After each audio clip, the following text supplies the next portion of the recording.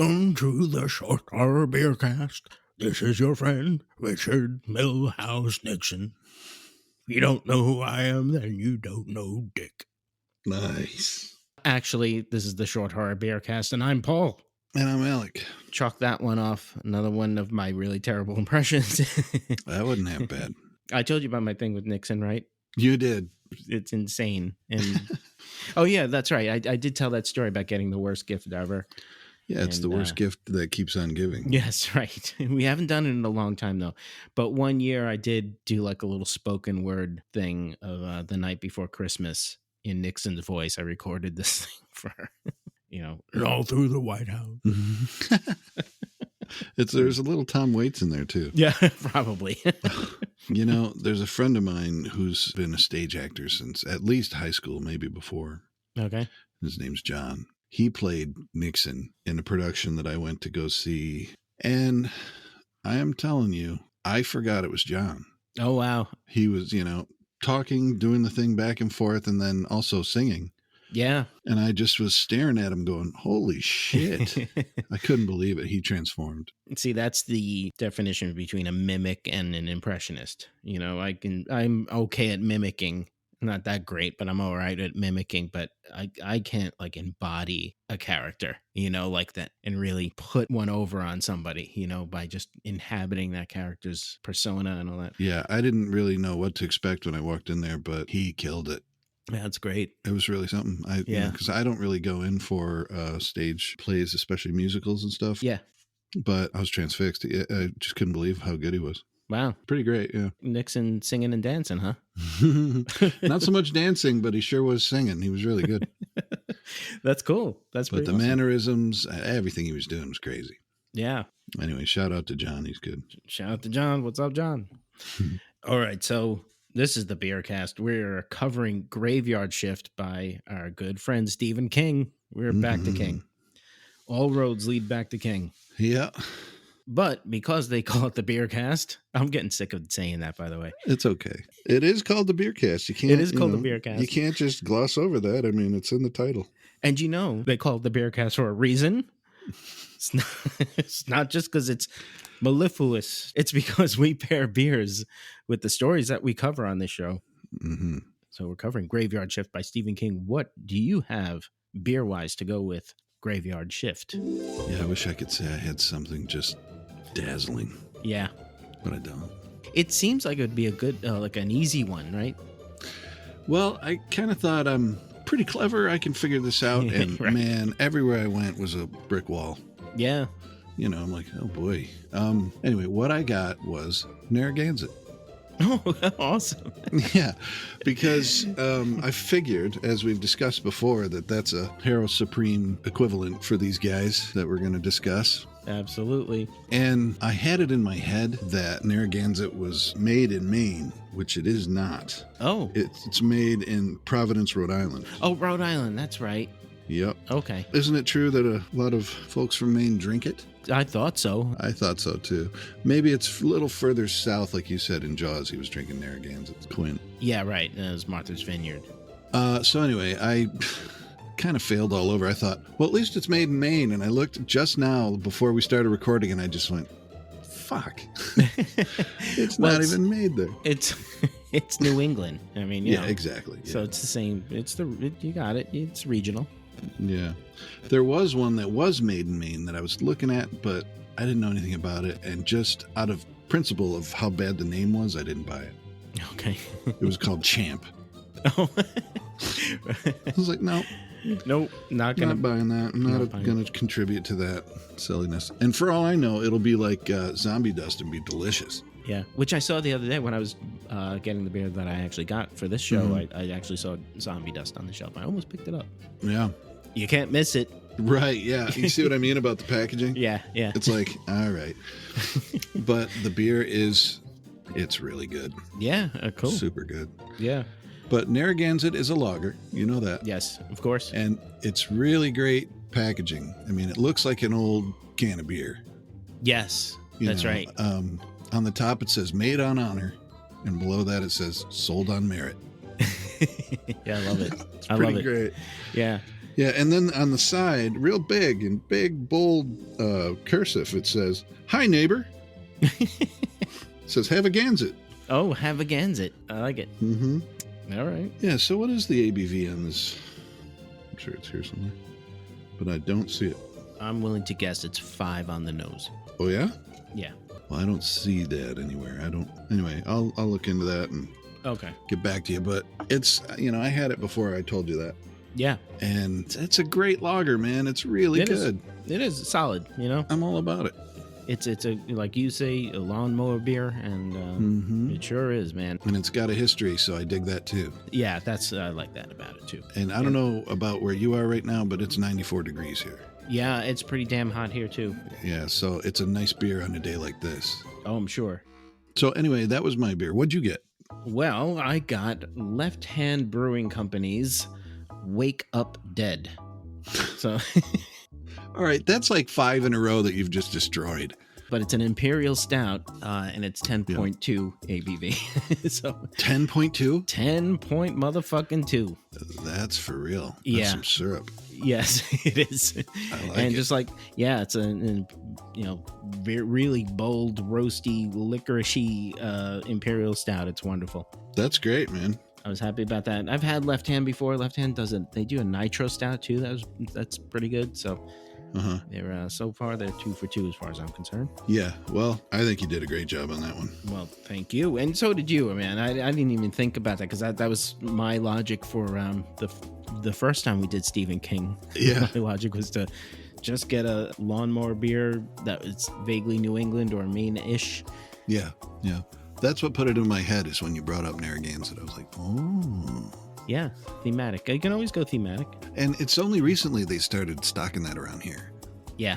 It's really gaining traction, I think. Since 1890, it finally gained traction. Right.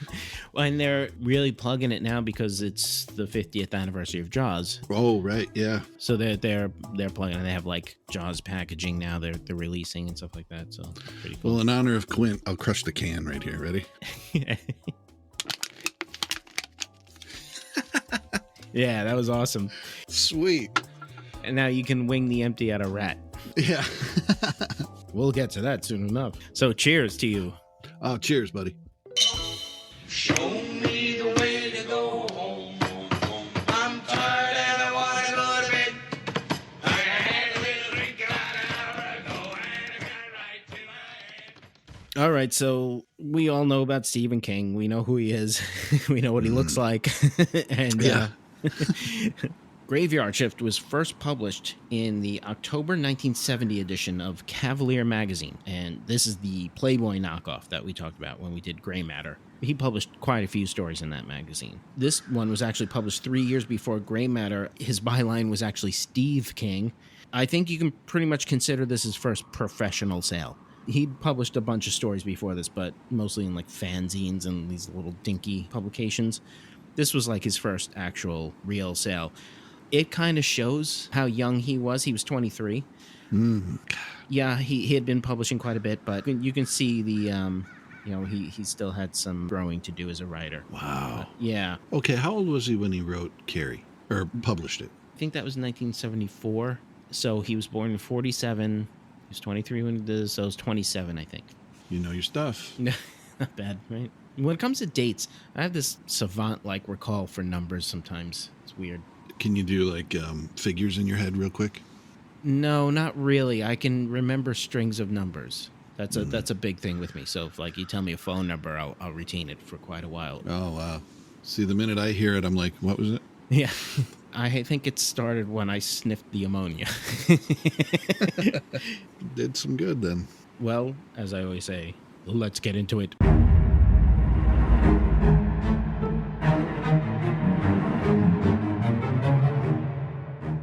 Rats everywhere. There were rats everywhere. Okay, so we open on a timestamp. This story is broken up into timestamps all throughout, so we're going to be dropping those every so often. It's 2 a.m. on a Friday, and we meet our protagonist. His name is Hall. He's got no first name in the story. His name is just Hall. He's having a smoke on the job at the textile mill. It's a hot night in June. It's 94 degrees, just like where you are right now. but it's at night. It's 94 even at night. That's a lot. So this is Gates Falls, Maine. This is one of Stephen King's places. You don't hear about Gates Falls anymore. It's not like Castle Rock or Derry or anything else. It's just right. This was a one-off. Yeah. So Gates Falls had a really hot night in June in 1970, 94 degrees. And this is by the Orange Crush thermometer, which once again makes its appearance. It made its appearance in Gray Matter too. I'm thinking Stephen King must have had one hanging up by his desk as he was writing. He just looked up. He's like, "Oh, Orange Crush thermometer." Thought I threw that in the garbage. That's right. Apparently, like, promotional thermometers were a thing with just beverages in general. Oh, yeah. Yeah, There were all kinds of them. Yeah, Sprite and Squirt. Yeah, all those were pretty cool. I used to want to festoon my bar with stuff like that until I realized it would look like a TGI Fridays, and that's a bad idea. I think I'm going to devise a fan theory that Orange Crush thermometer is responsible for some of this strange shit that's going on in his stories. So Hall starts off as an interesting character. He seems kind of lost in life. He's been moving from job to job ever since graduating from college, and his latest gig is running the picker machine at the textile mill. All this other time, he's been doing all these kind of very hands-on physical jobs, sort of bouncing around and trying to find himself. It's interesting. It's a nice little thing to dive off when you're, writing a character, and reading about this character. You can vibe with that. And anybody, especially in our generation, I think more people in our generation than ever, I think, can vibe with that idea of a guy who's, graduated college and has no idea what the hell to do with his life. That seems to be our generation. I just got jewels in my head from Pulp Fiction that wander in the earth like Cain. Yeah, right. But when people used to just wander and do jobs here and there and move on to the next town, that was like a thing you could actually do. Yeah. I mean, I guess you could do it now, but who the fuck does that now? Yeah. Right, exactly. Because you can't thumb rides anymore. No one's doing that. No, hell no. It was just a way of life that wasn't considered quite as bummy as it is now, I think. I don't know. That's an interesting way of putting it. Yeah. Especially, though, for a writer. I know Stephen King was taking jobs like this. Uh-huh. He has a story called The Mangler. It's about I love that story. Yeah, it's a great story. And that... so good. Yeah, that's like springboarding off his time working in an industrial laundry, So he was doing stuff like this when he was working his way through college. Definitely working all sorts of gigs like that. Yeah. When we get to Harlan Ellison, we'll talk about Harlan Ellison's various occupations. Same deal. Who's just going from town to town and, doing whatever he had to do just to eat so he could write, There's something pretty romantic about that. Oh, for sure. I guess that's why Tom Waits made a career about singing about it. Yeah, right. You know what I mean? Between trains and wandering and all the other shit. There really is something evocative about it. Yeah, sure. And tying that into here, Hall likes the graveyard shift. That he's working here. So it's just 11 o'clock at night until 7 in the morning. He says he likes it because it's cool temperature-wise, but we also get the feeling that he's naturally a drifter, so he likes the solitude.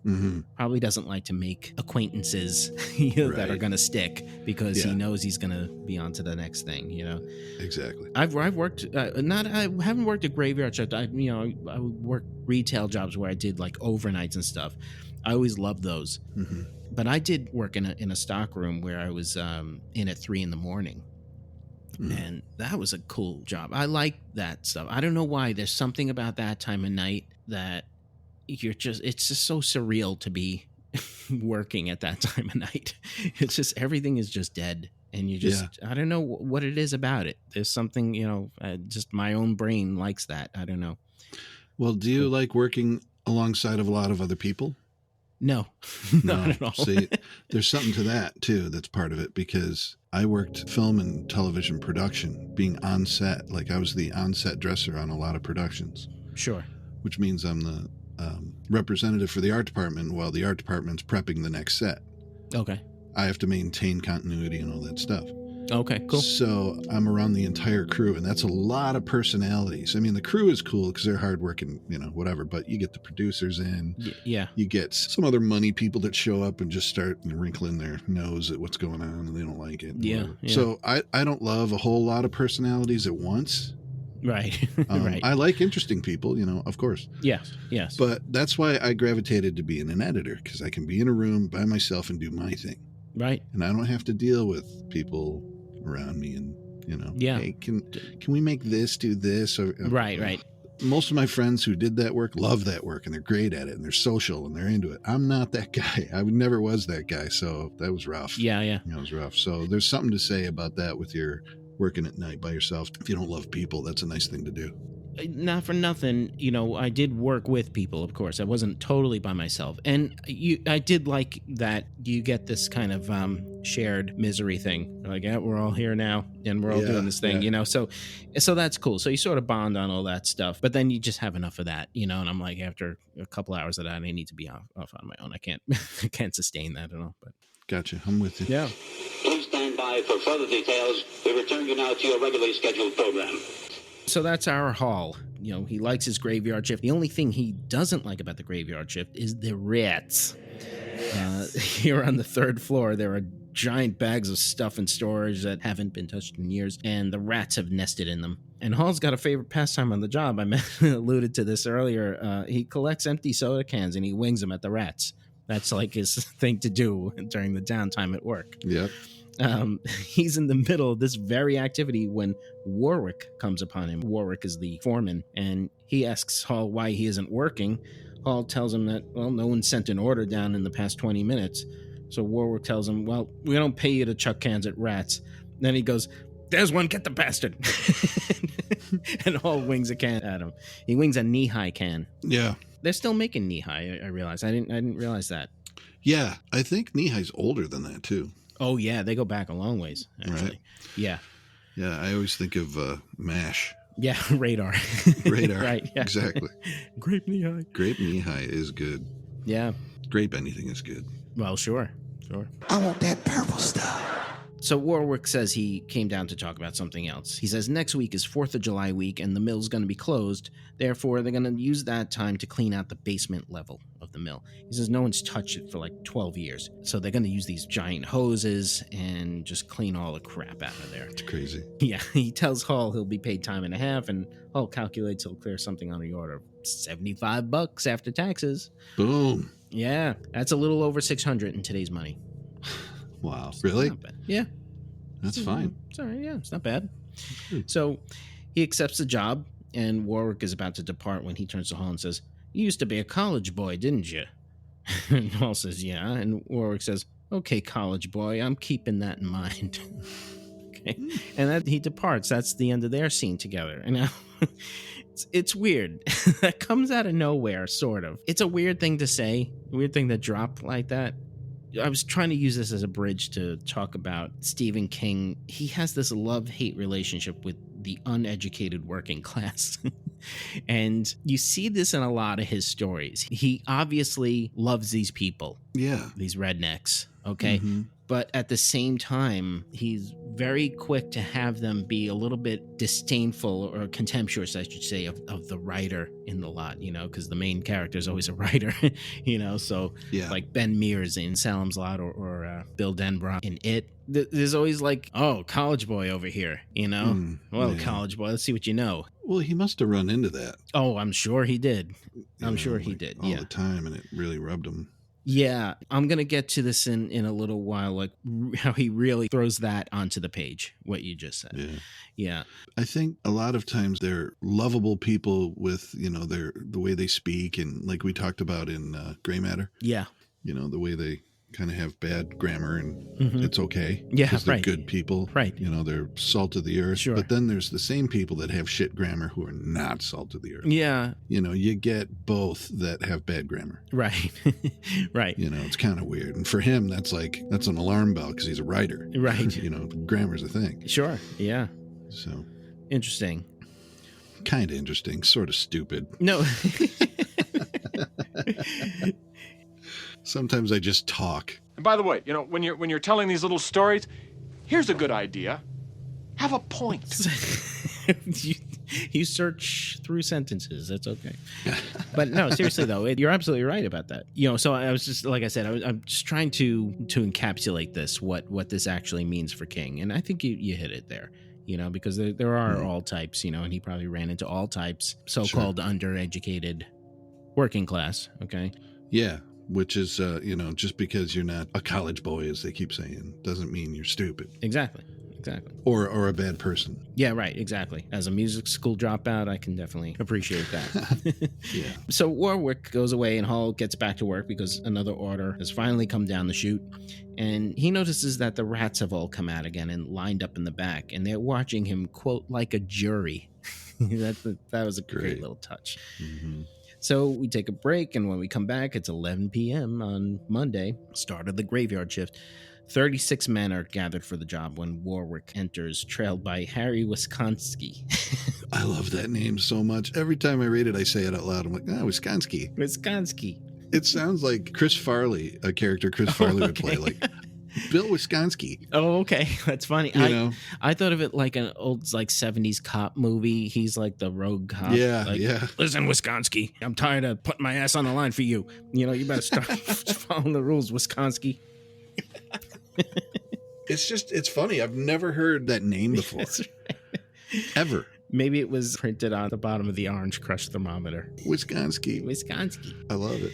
So King describes Harry Wisconski as, quote, enormously fat, enormously lazy, and enormously gloomy. Now, that's a staple of this kind of writing. Like, a lot of pulp writers wrote types as cardboard cutouts. Okay, those were the stand-in for character. Okay, and it was just the expedient way of writing. He came from that, so we can forgive that. It's Sure. just fun to see those types like that. And it's like, Warwick is the mean old boss who doesn't give a shit about his workers. You got big fat Wisconski. Yep. And the rest of the guys are just like these non-entities that utter a line here and there. That's how you do it. Yep. Very expedient. That's great. So Wisconski is like warning Warwick against the job. As they walk in, he's like in his ear. He's complaining that it's too big a mess. And when Warwick gives the men direction about using the higher powered hoses, Wisconsin tells them that someone's going to get hurt with those things. Of course, this sets us up for later when we realize just how powerful those hoses are. Yeah. So their mission is they're going to hoist all the solid crap out, like old office equipment and stuff like that, with chains and wagons, and then they're going to hose it all down. Yeah. So Warwick says there's old office furniture, there's bags of cloth, hunks of busted machinery, and God knows what else down there. The men will work for 5 nights, and by Friday they'll be done. Mm-hmm. So now we have a section break, and we come back, and it's 2 a.m. on Tuesday. Okay, so that's the middle of that first graveyard shift. We're 3 hours in, and Hall already wants to belt Wisconski in the mouth because the guy won't stop complaining. Wisconski. Yeah. You ever work with guys like that? Guys who just won't stop complaining on the job, and you just want to punch them. Yes. Yeah, me too. Mm-hmm. I mean, I've been that guy too, but I also worked with them. Yeah, there's been people stared at me like, dude, just shut the fuck up. I'll be like, oh, sorry, was I going on? You're right. Okay. Yeah. My bad. Luckily, my friends are pretty cool, and they'll be nice about it, but they'll be like, dude, bring it down. Be like, oh, yeah, sorry. My bad. So we find out that the job is worse than Hall could possibly have imagined. For one thing, there's the smell. We have the polluted stink of the river mixed with decaying fabric and rotting masonry and vegetable matter. Ugh. Yeah. That last part. Well, this is like shades of gray matter, right? Remember, he was talking all about the decay of stuff. You get that a lot. It's cool. He must have really had a bug up his ass about that stuff. Oh, it is gross. Well, it's it a is. quick No way joke. to make you go, oh. Yeah, exactly. Not only that, but there's a colony of toadstools growing down here too. They're grown out of cracks in the cement. Hall accidentally touches one and finds it's warm and soft. He says, like the flesh of a man afflicted with dropsy. What is dropsy? Dropsy is basically edema. So it's like fluid-filled limbs, pretty much is what you have there. Oh, So the mushroom feels like a leg that's bloated. oh Yeah. gross. Oh. I never knew that's what that was. Yeah, I had to look it up. I've heard it my whole life and went, I don't like dropsy. I don't know what that means. Yeah, I had to look it up, and that's exactly what it is. Mm. Good one, King. Thank you for that. Yeah, nice analogy. Yeah. That's gross. Yeah. So it's funny, after just really diving into gray matter and seeing what that story tick. It's sort of, you can see the seeds of that, where it's like, he's just mashing things up together in gray matter. He's like, comparing the smell of rotten buttermilk or whatever, and it's like, ugh. Anything that you would find normally pleasant, he just suddenly just turns it into something unpleasant. So now that we got the smell over with, now we get the wonderful visual description of the place. Right. And here is definitely where you see shades of like the later king. It's like, oh, here he is. This is the guy that he would become eventually. These wonderful descriptions of things. He's comparing the look of it to like an old desecrated church and the sound of the spraying hoses to an atonal choir. I think that's a really cool mashup of those things. And and then it gives you little creepy crawlies about, again, desecrated church. That appears later on in Jerusalem's Lot, and I can't remember. There's another place where like a desecrated church shows up in one of his stories. I can't remember what it is. Was it Needful Things? I can't remember. They all end up in a church and some horrible thing happens. Okay. Yeah. Something like that. Okay. I've read too many. I know. Yeah. The idea of decay alone. Yeah. It's just, you can throw it anywhere and always get something horrific. It's pretty cool. It's primal. It gets you. Yeah, totally. Right. Okay. So as they're cleaning, they're finding that the rats down here are bigger than the ones above. They're huge and fat. Hall wonders what they must be eating down here. They're overturning boards and finding these huge nests of shredded newspaper, and the rats flee into the darkness as they rip up the boards. These things just go skittering off into the darkness. It's pretty creepy. Yeah. This reminds me of Down There, right?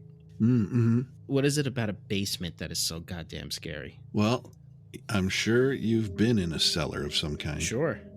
Okay, with like dirt floors and that kind of thing? Yeah, as a matter of fact, I lived in a house in Vermont that was very old, and it had a cellar. I literally never went down there. In the 2 years that I lived there, I never went down into it. It was too fucking scary for me. Yeah. I was like, I don't want to know what's down there. I'm not going down there. Yeah. Well, my sister lives in a house that's all been remodeled now, but when they bought it, it was from 18 whatever. Cool. It's a big farmhouse. Yeah. And it has what they call a Michigan basement, which means a dirt floor. Okay. And it has a cistern down there. Oh, nice. Yeah. Yeah. And it is like you go down there, especially when she first got it, now that it's kind of been cleaned up and more lights down there. Yeah. It used to be a fucking terrifying place to go down. Yeah. It was crazy. And down in the cistern when they got it, there was this doll laying in the bottom. Oh, that is awesome. And that's just, fodder for a story. Sure. That's great. There's some crazy backstory to that. Yeah. I didn't want to know what it was. It's awful. Oh. There should be nothing down there. No, right. Exactly. Nothing. Yeah. And they kept saying, why don't you climb down there and grab that doll? I'm like, no. Fuck no. No, that's what they want me to do. Yeah. No way. No, it was the doll asking me to pull it out. Right, yeah. I think the scary part is it's just so fucking old. Yeah. And you don't know who's been in and out of there in the past. You can kind of feel their energy from long ago if you let your imagination run away. Yeah. I don't know. Yeah. It's just the fact that they're often dark. I guess maybe that's what it is. Yeah, They're it's often wet, dark. damp, cold. There's obviously those things that he's talking about here, these things that are just transforming in their, in their age. They're not just dead. They're actually transforming into something worse than, what they were, So like toadstools are just gross, like growing like fungus. Yeah. I've never been able to actually put my finger on what is actually scary, but they are scary. And he knows it. He did this in It too, the kid in the basement. Oh, yeah. Yeah. Yeah. I think you feel the weight of time when you go in places like that. Yeah. The walls are a little canted and fucked up looking. They're like not straight anymore. Right, and, yeah. The floor is all gross and you don't want to touch anything and you don't want to go around the next dark bend. Yeah, right. There was a big barn in my neighborhood when I was growing up that was really old. Yeah. And we used to like sneak in there and, they'd store like boats and people would rent out space in this huge barn, 2-level thing. Yeah. But when you go in the bottom part where the stables were, it was creepy. When you're a kid, your mind went a million miles an hour. Of course. There were these little coves, little cracks in the walls with rooms in them. Yeah. It was like, no. Yeah. There's no light in here. It's cold. This is old. I don't know what went down in here long ago, but I'm getting the fuck out. It was just scary for, kid. I remember having a nightmare when I was younger of going down to a really old house, going down into the basement, and the only light was whatever was lighting the stairs from above. It wasn't like down there. Sure. And I got down there, and all I could see was like children's furniture, old old bassinets and cradles and stuff like that. And then it was darkness. And all I knew was like, I am not going into that darkness. I was really like terrified in the dream of that. Yeah. It's a whole different fright of, than like being out in the woods at night. Yeah, it's different. You're right. When you're trapped inside some old building in the bottom guts of it, you're like, yeah, this is all bad. I got to get the fuck out of here. At least me. To answer your question, I think it's just time, and you feel how much, could have happened in here that you'll never know. I guess, yeah. That's not a bad theory. I mean, like I said, I'm open to any of them. Right. So we digress again. Yes. So they've been tearing up these boards, finding these rats, and Wisconski suggests that they should stop and have a smoke. And he sounds out of breath, and Hall wonders why, because he's like, Wisconski hasn't been doing shit all night. Basically, Wisconski starts complaining again, and he says he probably asked for this, being that Warwick caught him on the crapper with his pants up recently. So he's that guy. Speaking of the bookstore, when I first started working there, we were opening up the place. So we were setting it up and everything. There was a kid, I can't remember his name, but we're like, where's John? Not John. Wisconski. Yeah, where's Wisconski? I'll call him Wisconski. Like, nobody could find Wisconski ever. He's supposed to be on the sci-fi section or whatever. Where is he? And nobody could find him. And then we found out after a while that he'd take a book and he'd go into the stall of the men's room and close it and crouch on the toilet and read. Oh, so you couldn't even see his feet? So you couldn't see his feet. But like, Dick. How uncomfortable is that? What are you doing? Yeah, seriously. But anyway, it's just Wisconski. So Wisconski was in the crapper with his pants up, reading his latest issue of Cavalier. Right.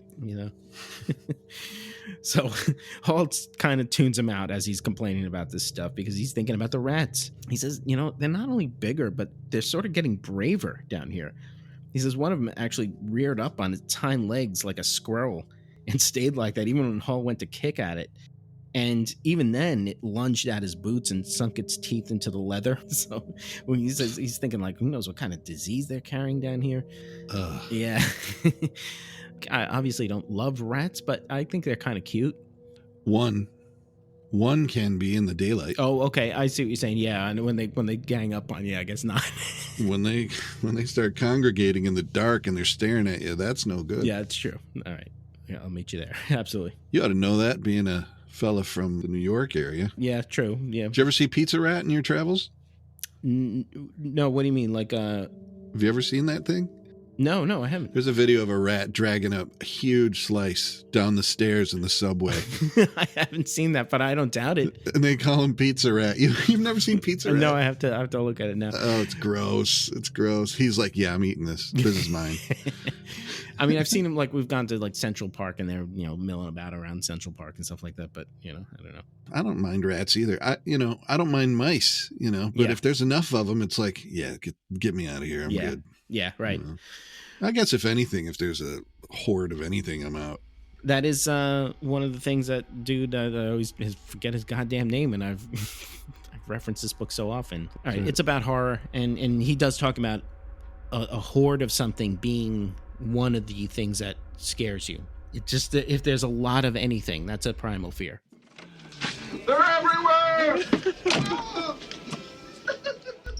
Hall snaps back to reality only to find that Wisconski is still bitching. So he tells Wisconski to shut the hell up and suggests they get back to work. And so they do. And now it's 2 hours later. It's 4 a.m. on Tuesday. Mm-hmm. And it's technically lunchtime. The guys are sitting around eating with black hands. He says not even industrial detergent can get them clean. Yeah. They look through Warwick's office window and he's behind his desk eating cold hamburgers with great relish. And, of course, I wrote it's probably Heinz because that's pretty good relish, actually. Boom. Thank you. It's a good one. All right, one more digression. I used to edit for a writer who he would give me his first and only drafts. And There was, I swear to God, I can't tell you how many times there was a guy eating something with relish. But, meaning, he was devouring it. But, he just couldn't resist saying eating with relish. It was the first thing I cut every time. I was like, no, sorry. Because he's eating it with relish. He's eating a sandwich with relish. And that means he's got a jar of Heinz and he's putting it on there. That's what you're reading when you read something like that. I came up with a lot of great synonyms for relish. Yeah, right. Eating it with gusto. You're right, exactly. Gusto. As the kids say, eating with gusto. How do you do, fellow kids? What? All right, so one of the guys tells Hall about their coworker, Ray, who got bitten by a rat. Thing was as big as a cat, got onto his hand and started chawing on it. And as they start making their way back down, Warwick passes by Hall and claps his hand on his shoulder and says, "How's it going, college boy?" Right, again, just ribbing him for no reason. That's where it ends, right there. Yeah. So we get this brief scene of Hall drifting off to sleep. He's thinking about Warwick, and King throws in a weird line about how Hall has the feeling that he and the foreman are somehow linked. And that's all he says about it. It's sloppy writing. It seems like he was trying to go somewhere with this relationship, trying to make it something bigger than what it actually was. Sure. I'm thinking that there's a point where he stopped writing this story and then picked it up again. That's just the way I'm feeling it. I could be wrong. You would think that either himself or his editor would go, "This part's weird." Right. What? This has nothing to do with anything else in here. So, were you going to go somewhere? Because you didn't. Yeah, I have a feeling Cavalier probably didn't really edit too well. Oh, yeah, true. But you're right. That's something an editor would have caught and been like, I don't know what's going on here. Let's cut this part here. What are you doing? Right. Yeah. Right. Exactly. What is this? Track changes. You put it in track changes in Word, and with a comment and a question mark. The comment is just a question mark. It's like accept change, reject change. So we break again. It's now 1 a.m. on Wednesday. And now Hall is working the hose, which he actually prefers. You gotta think that's probably the fun part of the job. It's just having that huge, industrial strength hose that's just blasting away everything. That must be fun. 7-year-old in me just went, "Hall is working the hose." Yeah, right. Well, of course. I mean, that's as I was saying it, I was thinking, I was like, "Whoa, that must be fun to hold a big hose and squirt stuff." Spray. He's working the hose. He likes it. God, I wonder if I'll ever grow up. I don't know. Working the hose. Jeez. So the way it goes is that they have to wait for the crew that hauls out the crap to finish, and then when they do, they go in with the hoses. Okay, so while they wait, they smoke and they bullshit with each other. The only drawback is that Halls has to listen to Wisconsin. And so down here, they're cleaning out 19th century office equipment. I thought that was really cool. For some reason, just the fact that it's that old in the place that they're stashing 19th century shit down in the basement. Which means heavy as fuck. Yeah, yeah, that's right. I didn't even think about cast that. Iron, everything. Yeah, cast iron, just solid horrible. oak. Yeah. Oh my God. Yeah, right. Awful. So we find out that 2 more men have been bitten by rats. That's insane. Yeah, it is. Some of the men are refusing to work until Warwick supplies them with heavy-duty rubber gloves. Yeah. So Hall and Wisconsin are waiting to go in with their hoses when a huge dude named Carmichael comes running out with a rat clinging to his chest. He's cursing and slapping at it, and King describes it like kicking at his belly with his hind legs, which is friggin' funny to a cat owner. A cat person, I should say. They do that. They grab onto something and the back legs start going crazy, kicking at it. It's the funniest thing. Isn't that called disemboweling? Oh, maybe. Have you ever heard that term? No, I've never heard that, actually. That's when cats, they grab something and then they take their back feet and start raking at it. Oh, that's amazing. It's called disemboweling. It's like their opponent to get them the fuck off them. Sure, right. Ripping the belly open. That's pretty amazing. It's gross. Yeah. I mean, not gross, but I mean, no, it is gross. And they're crazy friggin' animals. It's amazing. Cats are crazy. I have more about cats in a minute. Actually, I'll tell you when we get there. Okay. So he's slapping at this thing, and he finally manages to slap it away, and there's a hole in his shirt. He's bleeding. He got bitten right under his nipple. And he tells Warwick he's going to sue for compensation, and Warwick says, "Sure, you got bit on the titty." Right. He tells him to get out of the way before he gets pasted down by the hose. So, Warwick is pretty awesome. He's a great guy. He sucks. So Hall lets loose on a pile of trash and shit, and rats go flying everywhere. less of this hose. And they're huge and they're plump and juicy. And men go flying too in response to this. The guys are just like, nope, that's it, we're done. Yeah, I'm out. Yeah. So a bunch of guys are now complaining in earnest. And Warwick tells them, okay, fine. No one here's a union man. You want out, there's the door. Don't expect to be hired back when you leave. Nice. Ask me again why I'm a union guy. Right. So now it's 2 a.m. Thursday. They get back to work, and soon they're deeper than ever into the basement. And they're not even halfway through the job, they realize. And suddenly they notice something strange. There's no rats anywhere, and no one has seen any in a while. And so they're in the middle of wondering aloud about what could have happened to all of them when suddenly they're dive bombed by a bat. And it's a huge one. Hall says a bat is basically just a rat with wings, and they're not true. Myth busted. They are not rodents. They're actually more closely related to cats, I found out. Really? I found that out this morning. Huh. Isn't that cool? So that they're closer to cats, and they're closer to us, actually, as primates. Wait, all bats? Yeah. Yeah. What? Rodents are actually older on the evolutionary scale than bats are. Isn't that cool? So they're closer to cats, and it's true. You can see it. Not in some bats. Not those vampire bats with the gross, nasty face. I kind of like it. I think they're cute.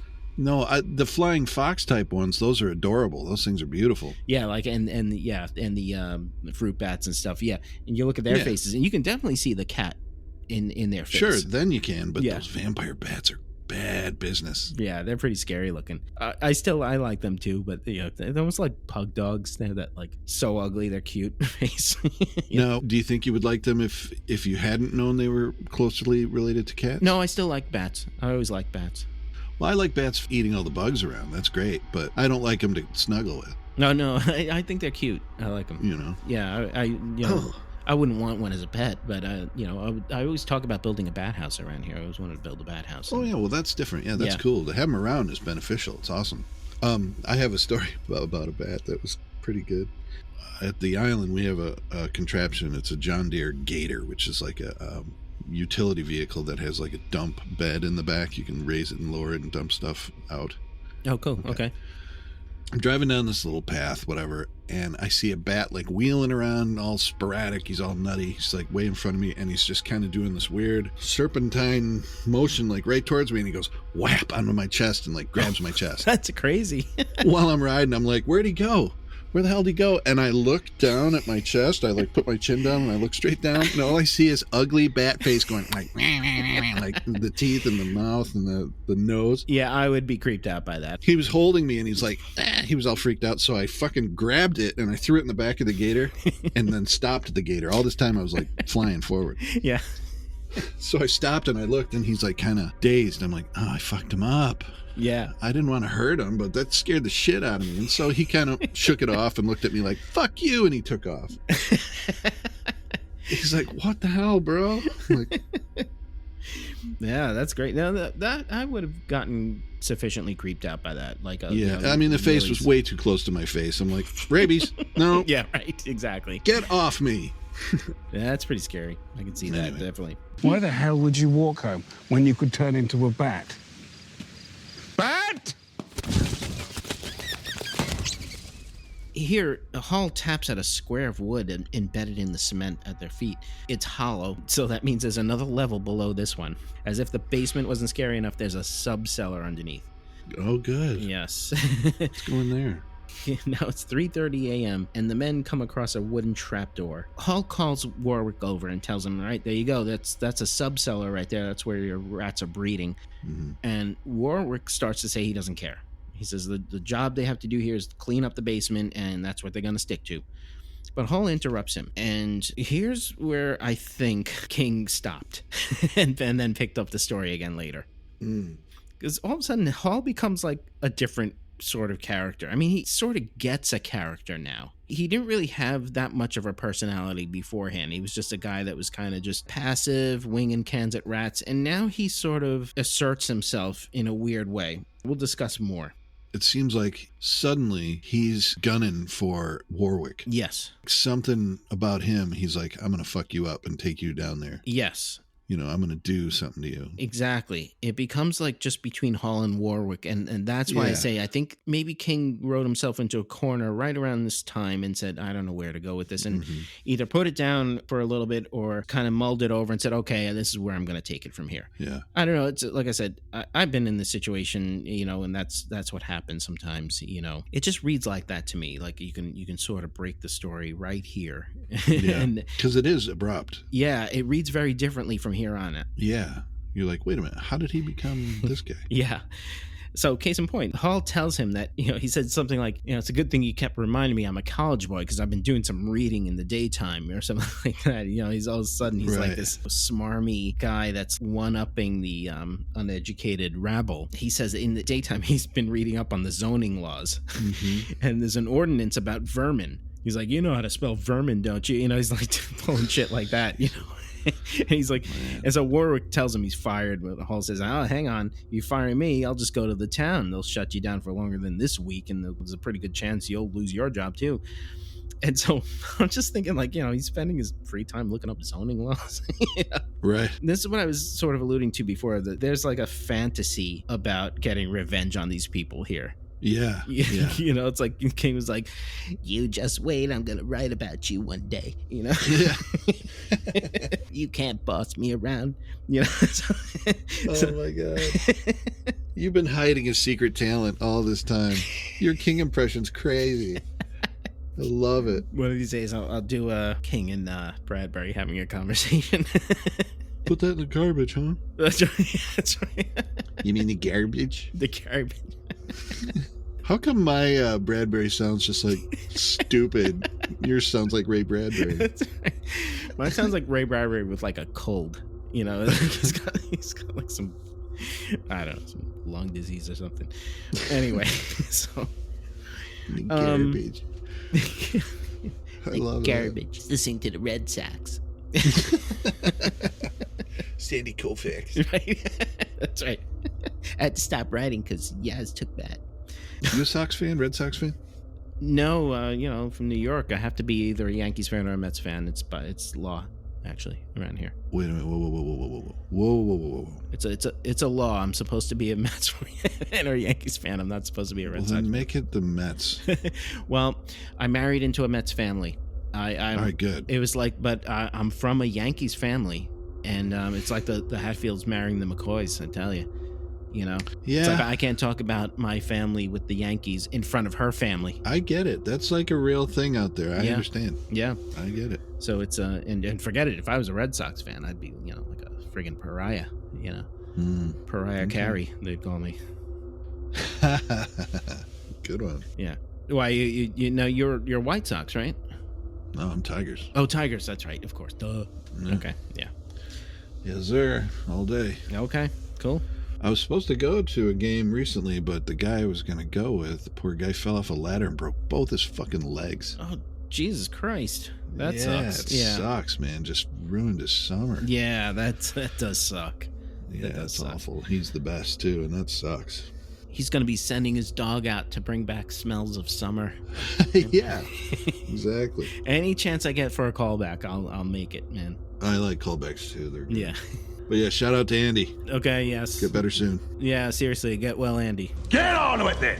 Okay, so he's just pulling this crap on Warwick. He's telling him, I'm going to, shut this place down. I'll have you fired and everything else. So Warwick says, okay, fine, you're rehired. Now you and Wisconsin could go down there and clean up. And so Hall says, okay, fine, we'll need 3 flashlights. And Warwick says, okay, well, then who else you want to take with you? And Hall stares at him and says, you. So from here on, we have this like head-to-head thing between Hall and Warwick. Now it's 4 a.m. on Thursday. One of the guys who's helping lift the trapdoor pulls his hand away, and it's crawling with beetles. And what's more, the underside of the trapdoor is covered with a black fungus. And then Warwick notices something even more disturbing. There's an old rusted lock underneath the trapdoor. Who the hell put that there? And then Warwick shines his light into the hole, and they can see a flight of wooden steps leading to a floor of black stone. The lock on the other side of the door was the first time in a story full of rats and bats and gross mushrooms and shit. Yeah. It's the first time I went, oh, this is really bad. Yeah, that's a really nice touch. Yeah, it's really good. There's a lock on the wrong side of the door. On the wrong side. Yeah. So they descend and they soon find themselves ankle deep in the seep from the river. And they look ahead, they see a wooden box with the name Elias Varney and the date 1841. Mm-hmm. Hall says, that's funny, the mill wasn't built until 1897. Okay. Yeah. Right. Which is cool. It's a very Lovecraftian thing going on here with that. Yeah. The thing's actually older than you think it is. By the way, there's things with these names and dates. Elias Varney. I have no doubt in my mind that King was referencing Varney the vampire. Yeah. It's an old Penny Dreadful. Yep. An influence of Dracula. When I saw your bold type here, I looked it up. Yeah. Oh, okay. Yeah. And 1897? Do you know what that date is? You mean 1841? No. It's the mill wasn't built until 1897. Right. The significance of that is... No. The date that Dracula was published. Oh. Coincidence maybe on that one. But isn't he a huge Dracula fan? He's a big Dracula fan. Well, there you go. So there you go, indeed. So Varney and another, little homage to Dracula, most likely. Dracula, I said Dracula. I like it. Sid Seizure and Dracula went to a bar. It's a very Brooklyn thing, Dracula. Very British thing, Dracula. Oh, that's right. Yeah. Oh yeah, right. What the fuck was I? Oh yeah. So Varney, yes. Yeah. Varney and I don't know where he got 1841 from, but isn't that when they first published the Penny Dreadful about him? That's the year it came out. Varney? Yeah. Oh, it's possible. I think so. It's funny. I didn't even look that up. I just assumed Varney was the homage and that was it. I didn't bother to look it up. Oh, it could very well be. Sure. I think it was. That's what I read. Okay. Oh, cool. Oh, there you go. Yeah. That's cool. Mm-hmm. Awesome. See, I know one thing today. Yeah. That's cool. No, it's great. Well, I always say this is a very educational podcast. It is. For sure. It is if they listen to you. Well, I'd say a lot of stupid shit, too. I get a lot of shit wrong, man. Rats! Thousands! Millions of them! All red blood!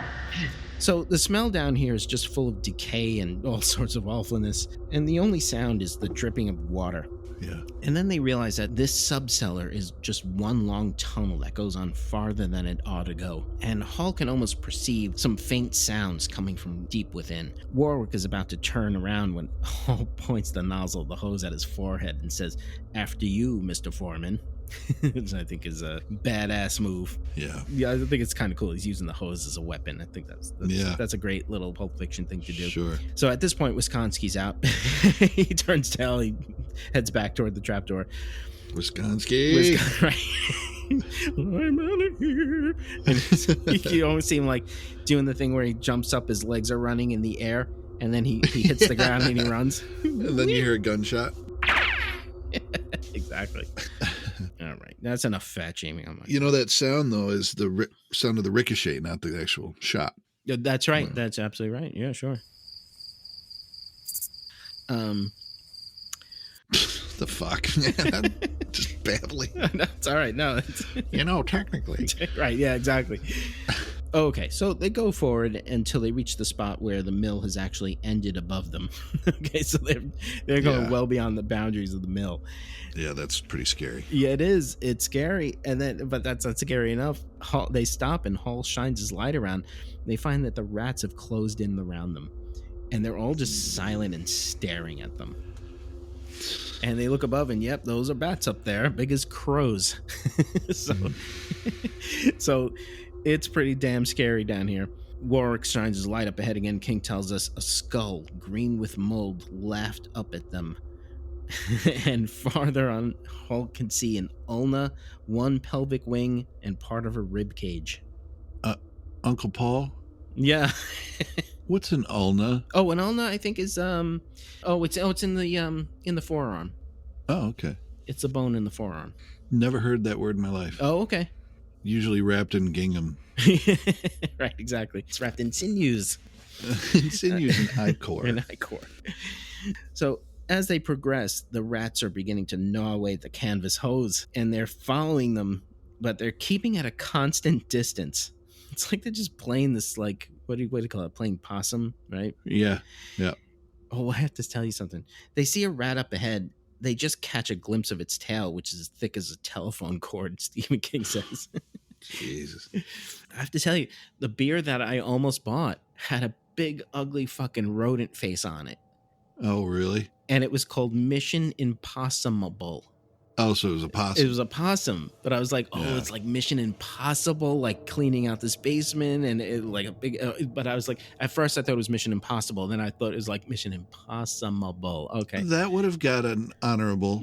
Right, yeah. That'd be worth doing. That would work. It was another IPA though. I'm getting kind of sick of IPAs. Everybody and their mother has an IPA. Oh, well. Makes me think that like, they're fucking up in the breweries to just dry hop it, throw a whole bunch of hops in there just to cover up their fuck ups. Now that's misinformation. Yes, it is. Just making shit up now completely and just spouting it. We just ramble and then just start telling lies. Exactly.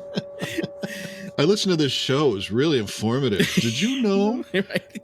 IPAs are just full of garbage? I mean, garbage. Garbage. Bats are actually cats? No, but they are. They are. That is actually a true one. But anyway.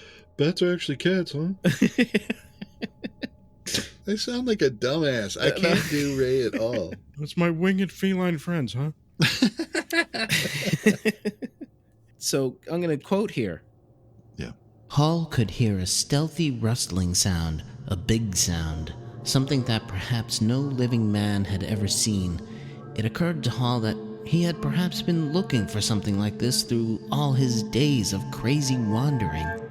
It's an interesting way of calling back to his character there. King is trying. He's still green here. Maybe he learned at some point that that's more suited to a novel, is to really develop that character like that.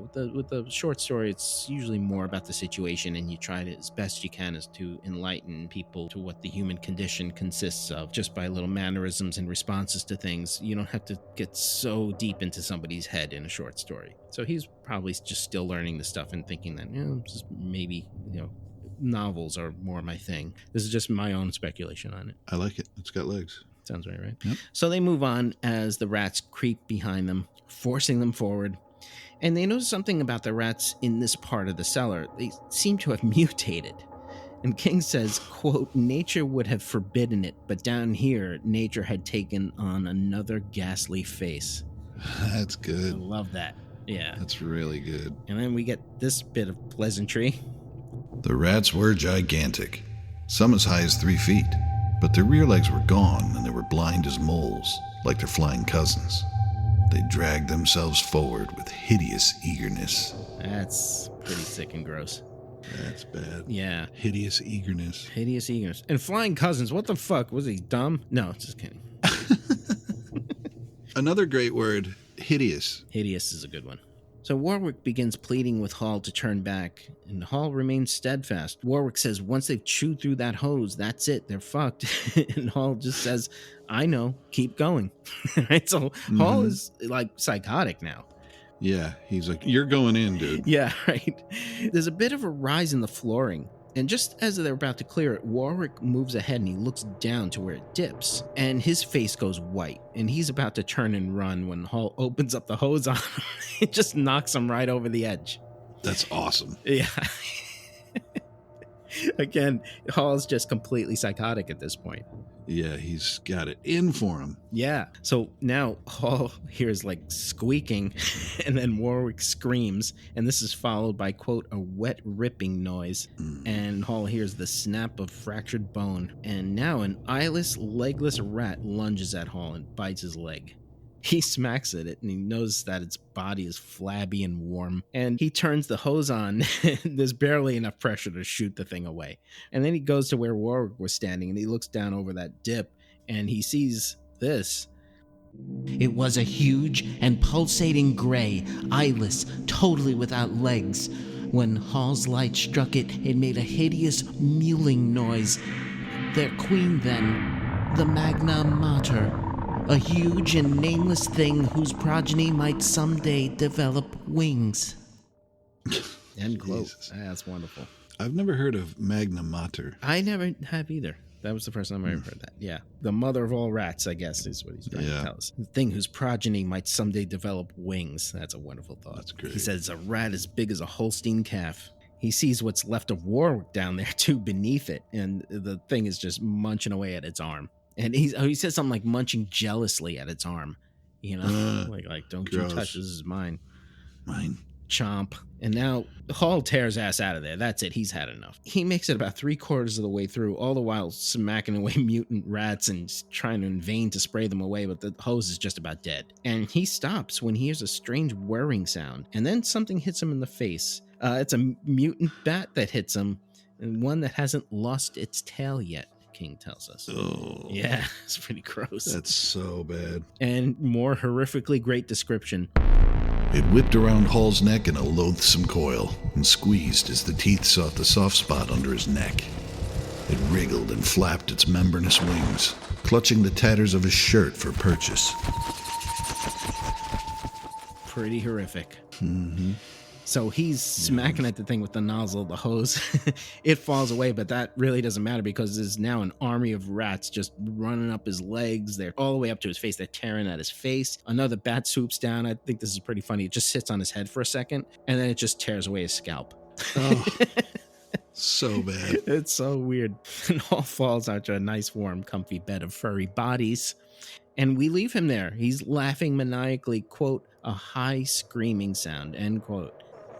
And we break there, and we come back, and it's 5 a.m. on Thursday, and we see there's a bunch of guys standing at the trapdoor with their lights. Wisconsin is with them. One of them suggests they go down there.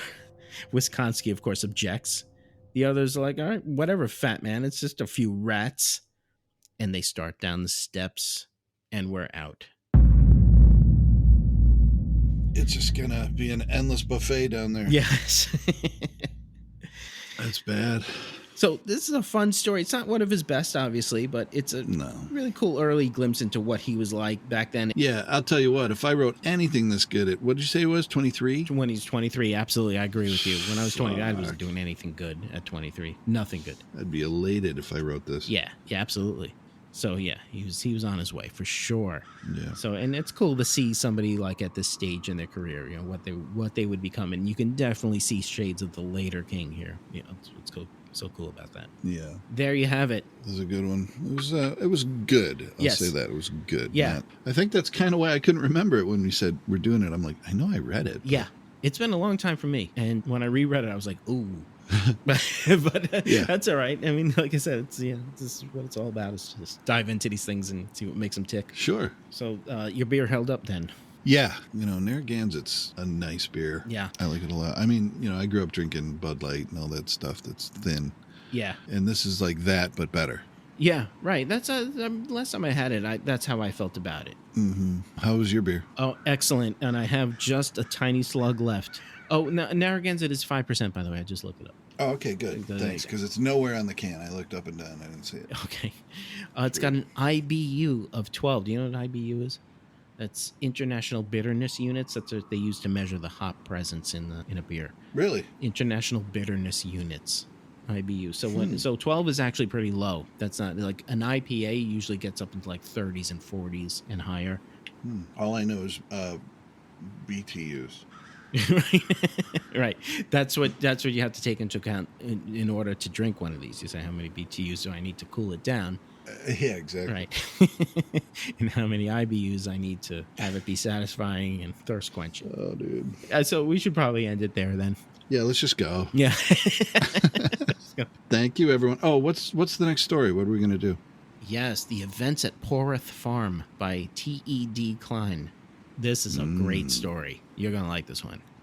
It's a longer story than we usually cover, so we're probably going to have to make it 2 episodes. We'll see. Maybe we can cover it in one. If we can cover this motherfucker in one, I think we can cover that one in one too. So we keep the keep the digressions at bay. Yeah, fat chance. So on that note, right, anything else? No, I think that's it. For now, that's it. All right, Wisconsin. The score, Wisconsin's theme would be like an oboe, you know? Yeah. Oh, no, a bassoon. I'm sorry, a bassoon. You know, whenever you Yeah, walked you've into seen the those room. videos, right? Those smart ass high school kids that would follow fat people Yes. Yeah, I around have seen with those. like a tuba. Yeah. Boom, boom, boom, boom, boom, boom, boom, boom, boom. The person's like, "Stop doing that! Stop following me!" I laughed so hard when I saw that I couldn't see straight. I'm like, "What an asshole this kid Yeah. is! I love him." Yeah. Boom, boom, boom, boom, boom, boom, boom, boom. Right. In Yeah. a grocery store in front of all kinds of people. That's right. Yeah. Mom and dad are probably really proud for giving that kid tuba lessons too. Oh, it's good shit, though. It's really fun. So we're going to end on that note. How about that? Sounds good. All right, my dude. Okay, my boy. We'll see you next time. Yeah, take it easy, man. I'll see you later. Okay.